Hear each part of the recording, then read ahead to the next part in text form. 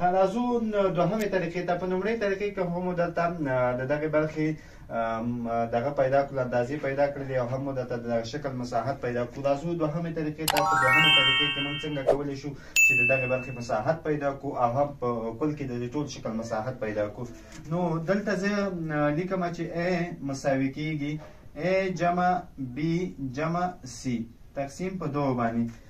دغه برخو ته موږ نمونه ورکوو. مثلا دا برخه موږ سره A شوله، دا B شوله، دا C شوله. نو زه دلته لیکم چې A مساوي کېږي د دې برخې اوږدوالی موږ سره 3 جمع دی، بیا د B برخې مساحت موږ سره 5 متره دی جمع د C برخې مساحت موږ سره 4 متره دی تقسیم په 2 باندې.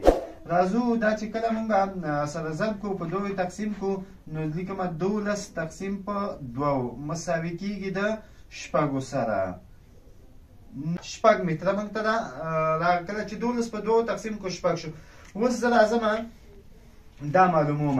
نو داسې کوم جذر بیا واخلو نو لیکم چې 6 قوس شروع 6 منفي دي 3 قوس من قوس شروع بیا لیکم 6 منفي دي 15 بیا لیکم 6 منفي دي 4 قوس بندو. د دې ځای نه وروسته زه لیکم چې 6 نه چې 3 لاړ شي 3 قوس بندو بیا لیکو 6 نه چې 15 لاړ شي 1 قوس بندو قوس بیا شروع کوو بیا لیکو د 6 نه چې 4 لاړ شي 2 قوس بندو.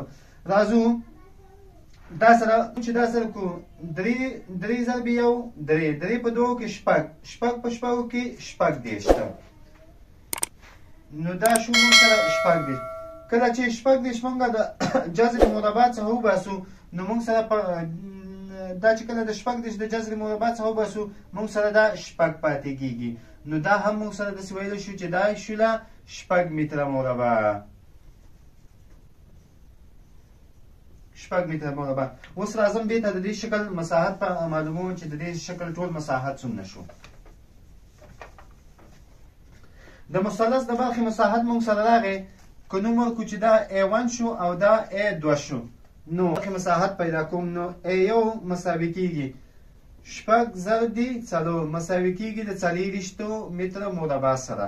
د دې برخې مساحت خو موږ پیدا کړو چې 6 متره شو 6 متره. اوس دا د A2 برخې مساحت شو.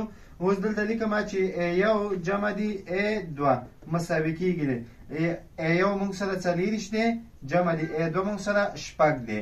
نو دا مساوي شو د A ټوټل موږ سره مساوي شو د 10 متره مربع سره. نو دا هم په دویمه طریقه او اوله طریقه. نو دا شول د دغه شکل مساحت پیدا کولو طریقه. خدای دې وکړي چې دا ویډیو مو خوښه شوې وي. خو له تاسو څخه یو دغه دا لرم هیله دا لرم چې باید زموږ د یوټیوب چینل سبسکرایب کړئ او هم یې له نورو ملګرو سره شیر کړئ.